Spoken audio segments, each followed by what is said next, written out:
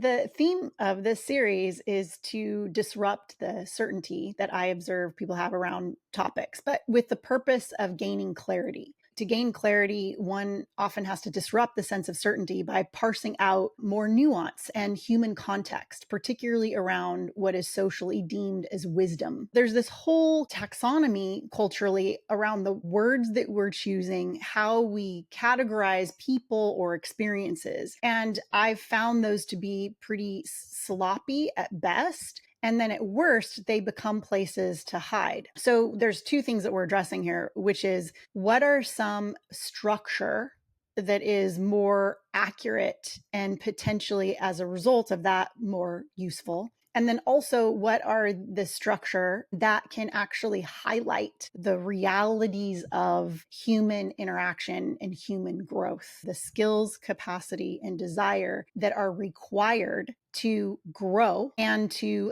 develop intimacy and to navigate relationships. Can you take us back to when you started noticing this and how you've traced this over the years? Because I think that story exposes a lot of the problematic stuff. In human decision intelligence, it's all about noticing data and information, organizing that data information or reorganizing it, creating some estrangement from it so that it can be reorganized, and then how to process that information in a way that has more powerful insights, more clarity, more resonance, more contextual accuracy. So in my efforts to be a good gatherer of data and a good processor of data, obviously in human decision intelligence, what are the human structures, the human systems, the human realities that were being buried and or not interrogated in a way that was accurate? So in my own experience of my relationships, and by the way, this is all relationships, professional, personal, social relationships, I realized that there are three main landscapes where everything either failed or succeeded. And I mean failed in the sense of where there was a drop. And if these things dropped, there was an inability. There's a lack of connection, that there was an inherent obstacle that couldn't be overcome. And then also where human obstacles in relationships and communication and in intimacy, where they could be overcome. And these were where I saw all of the patterns, which is if there are skills, capacity, and desire, then humans can overcome any problem or obstacle with themselves or with each other. If any one of those are missing, this creates an issue that needs to be addressed. I think people are pretty familiar with what skills are and probably what desire is. Capacity is one I really want to hear you define in your own language. And then I also want to come back to make sure that we're understanding the use of the word skill and desire correctly, and that there isn't some adjustment or reorientation to that word to better understand this conversation. When I use the word skill in this context of skill, capacity, and desire, it's about competency. It's about the ability to listen, the ability to have attention, the skill of communication, the skill of processing. So skills are a place of competency and a practice. Capacity is the ability to hold states and maintain emotional range, to be able to hold pleasure, threat, ambiguity, intimacy, and to be able to hold all that and maintain that without ejecting or collapsing or numbing. It's the load-bearing substrate. It's what can hold all of the weight of a situation and of our human experience. And then desire is just wanting to.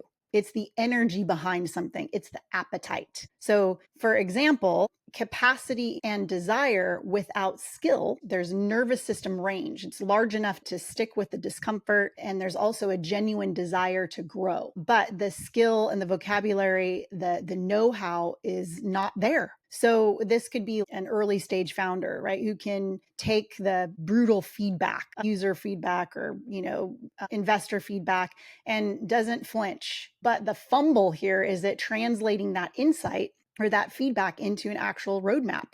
So they don't have the skill to activate any of that, even though they could hold it and they have a desire, obviously, to make it work. They want to hear the feedback, they want to grow, but they don't have the skill to actually translate that or execute. Skill and desire without capacity is a tactical mastery and having clear motivation, but the tolerance shrinks under intensity. When pressure is being put on a situation, there's no capacity. So this would be something like a veteran negotiator who can recite all of the textbook tactics, but then disassociates under a moment where the deal turns personal. If there's some personal attack or something, they don't have the capacity for when something turns. They have the motivation, they have the skill. It's like this high performance engine with a tiny radiator. There's horsepower present, but there's just no cooling system. And that is another, this is the realm of capacity, is regulation. And then another one is when there's skill and capacity with no desire. So this is where there's technical fluency and emotional range, but there's an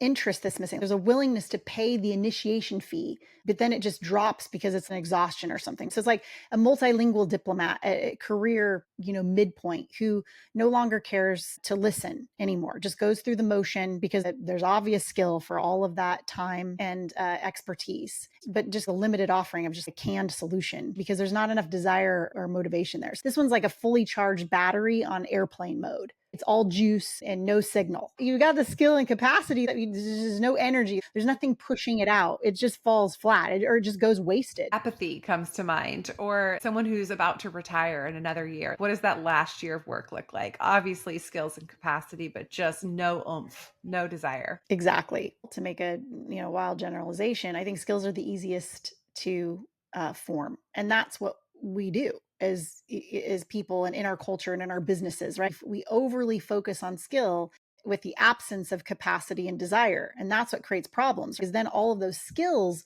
we end up hiding behind. So those skills end up being, a muscle gets overused and in the wrong context without capacity and desire to direct them well. And then that just becomes a mess. We start weaponizing those skills against ourselves and against others because there isn't the right capacities present and there's an avoidance. I've definitely seen that in corporate environments, in learning and development, like build skills, build skills. But if you don't know how to use those skills or apply those skills in different situations and contexts, they become very destructive. And I mean, a lot of this conversation around human decision intelligence is how do we build different types of skills, atypical skills. That's why our pedagogy is 6 core skills for engaging the landscapes that produce new decision-making frameworks. These are not coding skills or something. These are challenging landscapes that actually are skills you can build with enough desire and capacity. Yes, and all of these lead up to culminating in becoming.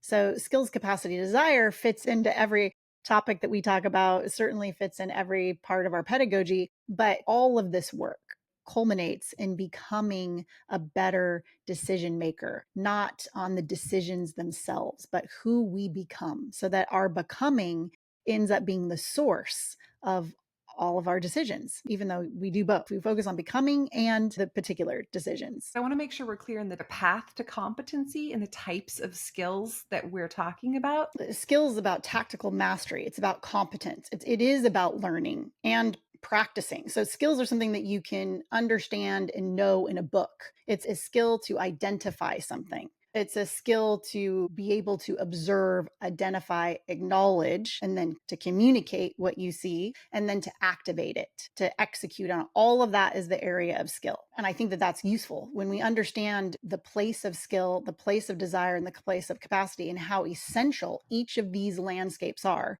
and what it means when we are missing one or two or all of them. If there's a skill that's lacking, there's nothing that's going to make that skill appear without desire. If one doesn't have the capacity to hold these emotional states of discomfort or pleasure or intimacy or ambiguity and uncertainty, if there is no capacity for that, it's not going to appear or develop unless one wants to. This is how I mapped it, is that I would see in a lot of relationship structures, whether it's two founders or two leaders or two romantic partners or family members, if there is a lack of skill and there's a lack of capacity and there was no desire, there's no hope. That's it. You're done. There's nothing you can do. If there is desire present, then one can develop the capacity that one needs. One can develop the skills that one needs. Everything depends on desire. If people do not have desire to grow, then it's all about bypassing There's so much cultural bypassing that happens. There's an avoidance of developing a skill and capacity because there isn't enough desire. There's a desire for a quick fix. There's a desire for our needs to be met, but not a desire to actually do the work that's required to get to the skills and capacity that will really satisfy the underlying desire. Desire underpins everything. It's the primary, most important ingredient. If we don't have that, or in the case where people have desire for a quick fix, but the desire needs to be directed towards a sustainable, integrated change in who they are, then the skills and capacity just aren't going to follow. Yeah, and the other way that we can think about desire is there's different kinds of desires. So there could be a desire for an experience or a feeling, but no desire to become the person that can get to that experience or feeling authentically. So this is where we bring in substitutions. Let's say there's a problem that arises. If there's no desire, someone might say, well, why bother? There's a resignation with how things are or with who one is. It's just this is the way it is. So that could be a place where it gets stopped. There's also a stop with capacity. So there is desire and a beginning to solving this problem, but it aborts halfway. And this is usually a capacity deficit because there's a dysregulation. Someone can't hold or maintain the emotion or discomfort long enough to process it and get to the solution to the other side.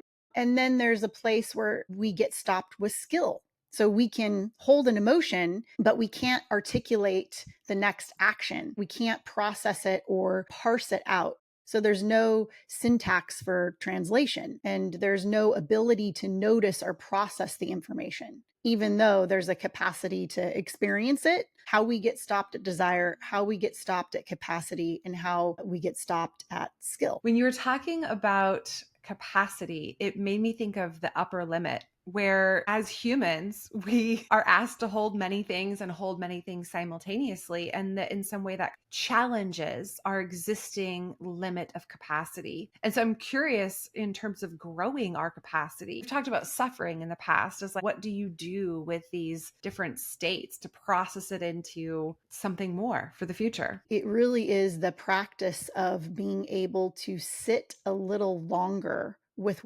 the emotional experience. And I want to be clear that it's also really lovely states that people cannot hold just as much as negative states. So, an intense experience of pleasure or an intense experience of intimacy is equally not able to hold with someone who has a low capacity as threat or uncertainty or discomfort. Skill, capacity, and desire is something that I've found that is incredibly useful in identifying where our weak points are in any particular obstacle, whether that's intimate, personal, familial, professional. When it comes to human systems and also in human decision intelligence, here's where we can map these landscapes that end up being really useful for knowing where decisions will fail and where they will succeed based on the data and the reality of the structure that's causing problems. And how, when they're all present, that's when problems can be solved. That's how humans grow, is by devoting oneself to skills, capacity, and desire. A desire to grow, a desire to repair, a desire to become people that are really good at intimacy and really good at being able to see and care for one another. All of these areas require skill, capacity, and desire. And ultimately, probably the most so in romance. This is where I really found it to be true. Is that marriages and relationships and commitments, these are very clear places where there's points of failure. Yeah, taking it back to human decision intelligence, when we are thinking through a problem, creating strategies, being able to evaluate the skills, capacity, and desire of the primary stakeholders or people either contributing to the problems or solutions has helped us to really adjust strategies and be a lot more laser focused, to know that we either want to lean into someone because they have the skills, capacity, and desire, not just the desire, but no ability to execute a strategy, or to actually navigate around people who just don't have the desire to fix it or the capacity to hold whatever they're being asked to hold. This is 100% absolutely what we do all day long, is really being able to identify which area is present and which areas are not, and then create decisions around those realities. But if we can't identify the areas that are present in the void, then we can't make good decisions. Like, so skills, we have to master something, we have to gain competency. So there's a pursuit of knowledge and putting that information into practice. For capacity, it's about holding something a little bit longer. So we can actually put ourselves in states where there's an awareness to choose not to eject. Can you say, gosh, I really want to get to this thing? And over time, can you build a desire in yourself? One thing that I've noticed that helps desire is inspiration. And inspiration is usually found when one can see a particular result that creates satisfaction that, oh, I'm deeply satisfied here. I'm so satisfied in my relationships because they have so much intimacy and connectedness and security and durability over time that it's like I'm flourishing here. At that point of inspiration, our desire is increased and sustained. Also, I've found that desire and inspiration occurs when people really understand the cost. Where is the sabotage happening? What are they missing? What is the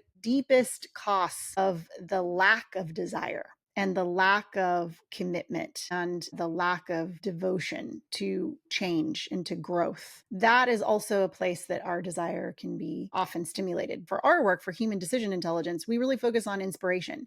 And the places of inspiration are really understanding the benefits that one experiences through increasing their skill and capacity, and also the costs of not. How do all of these other frameworks and paradigms and social conversations that are well intended but not as accurate, how do those hold us back from gaining the most useful skills? This is probably the most important place to examine. There are a couple examples here. One thing that people have heard me say before, which is I think that our society kind of is obsessed with boundaries. To be clear, boundaries are very important, particularly in places where there's a dangerous situation or potential harm from another. But what I see here is that boundaries are often used as a fortified perimeter for oneself that bypasses a building of capacity. If one creates a boundary, then all of a sudden you don't have to sit with vulnerability and develop the capacity for that vulnerability. And also, one doesn't have to develop conflict navigation skills because you're just like, no, I'm not even going to talk to you.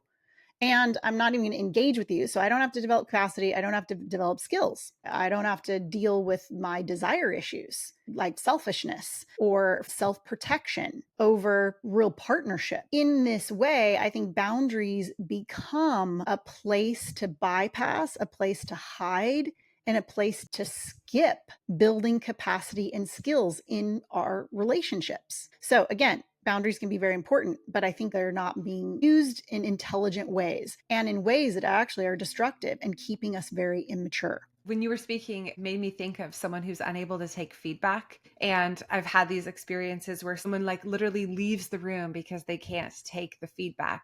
Where would you place that? This is similar to prioritizing individual autonomy and individual safety over mutual regulation and over partnership and over community safety. In our society are incredibly, in my opinion, overly committed to individual autonomy, so that we do not know how to partner. We do not know how to engage in the skills and capacity required to be in relationship with other and to be inside a community that isn't just centered around self. So this hyper boundarying feeds the self-sufficient ego, but starves the relational field where deeper resources live, like feedback or perspective, all the things that we give each other when we're actively engaged in relationship. So the desire for self-protection sabotages the desire for intimacy and relationship.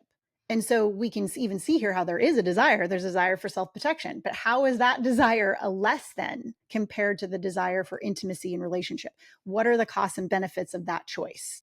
The one that keeps coming to mind is the desire for repair. And if there isn't the desire for repair, I think this can be something that's so undermining. Maybe it's like you're saying there's a desire for self protection, but in equal measure, a lack of desire for repair. These are I think, at the base of much of our inability to partner. Yeah, absolutely. Another one that is really popular that I see everywhere is the psychological or personality labels. These labels essentially create exit door for ourselves, like with the Enneagram or with your attachment style. They bypass the capacity for ambiguity in the sense that people are more than their attachment style or more than their Enneagram type. And it bypasses relational repair skills, curiosity, pacing, co-regulation. It's not just that I need to regulate my own self right now, but that we need to regulate, that there's other people involved that I can participate in. And this co-regulation is really important. So these psychological and personality labels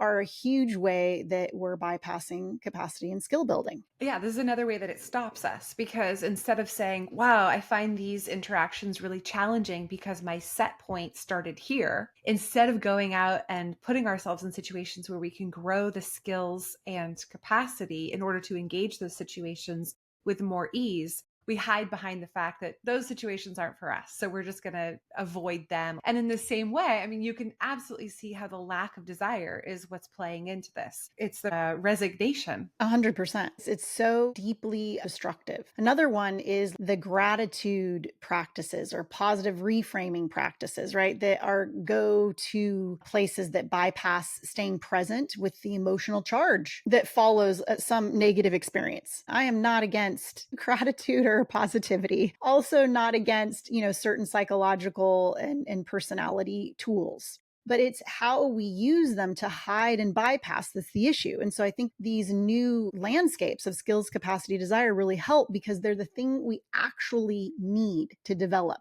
before we go to some of these external or more surface immediate practices like gratitude or positivity. If one doesn't learn the skills of mirroring or elaborating or offering something back, also if the capacity to stay present with some negative emotional charge or even some positive charge. And when we talk about capacity, it's not only negative, but instead we skip that and we start going straight to our practices so that we don't actually have to sit in the range of our emotional charges. Another one is all these commitments to self-care. You have self-care everywhere. And again, I'm all about taking care of oneself and being healthy. But the way that self-care has been utilized now is just an escape from the harder work of differentiating what's harmful from what's merely uncomfortable. So, sure, we need to be able to go take a bath and to exit certain places of our burnout, to go take care of ourselves, to get sleep. Very, very important. But to do it at the expense of being able to develop skills and capacity, to work inside the material of what is more deeply a root cause versus dealing with the symptoms. And self-care tends to deal with the symptoms. Human decision intelligence deals with root causes versus symptoms. And I mean, we deal with symptoms too, but it's really being able to identify what is driving, what's underneath some of the things we experience, like burnout. Going and taking a nap is just dealing with the symptom of burnout, of exhaustion. It's not actually dealing with the root problem. So these are some examples of how our go-to cultural wisdom or social places of wisdom are actually less wise if we really look at it, depending on the skillfulness of how they're executed. How do you know when to just stay with the emotion versus when it's too long and it's time to let yourself out of it and use some of these tools? And the reason I'm asking this question with Kyle on my face is because that's the point. How do you know? And this is a whole other, I think, area of skills and capacity that we have to ascertain. It's not so clear. That is the perfect word. The skill of ascertaining. And that's what I've come to these three words as a structure to help us do, is to evaluate and ascertain, is this a skills issue, a capacity issue, or a desire issue in myself or in the person that I am relating to? And once we can discern that, or, if it's one or all, then we have a more accurate place to begin working with that issue. What happens is in society, and I think it's human nature, we love our heuristics and shortcuts because we have a limited energy and we are exhausted. And we fundamentally, I think human nature, there's parts of us that are lazy, not all of us, but parts of us, and to different degrees for different individuals. A lot of these heuristics and shortcuts function as counterfeit skills that compensate for low capacity. They compensate for a lack of capacity to sit with ambiguity, especially when there's less data.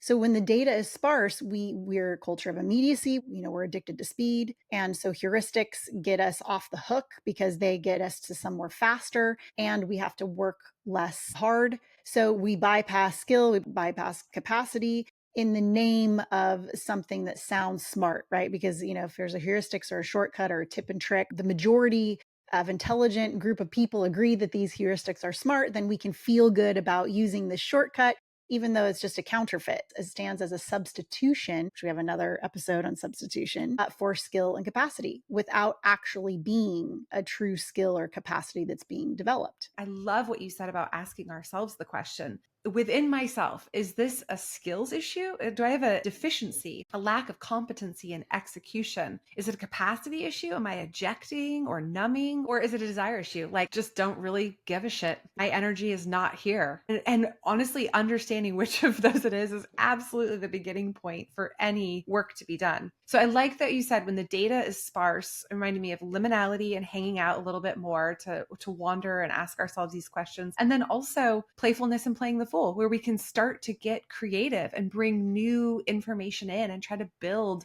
a richer data set by taking some risks and engaging some of these less typical skills. This topic of skills, capacity, and desire really does map the scope of human decision intelligence in a very rich way, meaning there's a density here. And to go back to substitutions, substitution usually happens when the desire for relief outruns a capacity for discomfort and outruns a person's skill to renegotiate the need. I'm just thinking of how many more of our topics this relates to, because when we were talking about self-care, we talk about ritual in a culture of speed and how important a true ritual, a meaning making, embodied physical practice is in order to gain intel, not taking a bath and lighting a candle and going into the same burnout situation at work the next day. 100%. Also, with instinct, intuition, and discernment, how they're not all the same. Where instinct is the capacity of the body to register the material that's going on, intuition is the desire of the heart to orient itself around whatever's going on. And discernment is the skill of the mind to execute. That makes a lot of sense because there's a fight or flight aspect. And that's the capacity to stay in something that your lizard brain says is threatening and your body's receiving these messages. That's actually, you have more capacity to hold into something longer because you're a human being, not a lizard. And with the desire, the desire of the heart linked to intuition, how do you decide where to put your energy and focus? What are the best goals to pursue? How do you source intelligence from your heart and use that to direct your desire? And then discernment in the mind and being a skill. This is where knowledge is located. It's the analytical processing, it's the executive function, executing a competency or a skill. Beautifully put. Exactly. To go back to these substitutions and then how we use, social wisdom to bypass the actual skills, capacity, desire that we need to grow. Another way to frame it is in cognitive certainty over emotional range. Our certainty offers the illusion of mastery, but it's without actually widening the nervous system's window of tolerance, which is capacity. And that's why, by the way, it belongs in the body because it's a nervous system chemical issue. So we exchange capacity for certainty. And another one is that protocols and tips and tricks we substitute for pattern recognition so that a prescriptive rule feels safer than the improv of jazz in real time, which is skills, because that's an attunement that you have to improvise and go with other people. And, all of that is pretty sophisticated skill. Yeah, it's interesting because with sitting in uncertainty, that does feel like one of the best paths for building capacity is not knowing. Why we created a theme of this series is to disrupt the certainty, because so much around our commitment to certainty is what gets in the way, because we don't have to do anything if we're so certain. If we have it all figured out, have it locked down and put a nice little sweet bow on it, we don't have to grow. The invitation is to reconsider the places that we have depended on in terms of our language, our categories, our points of reference. We talk about like personality systems and psychological systems and all the systems that we use to maintain intelligence or personal safety, or words or frameworks that we use to navigate each other, ourselves, to rethink those in the context of what and how might I be using these frameworks to hide or to bypass the real work of growth.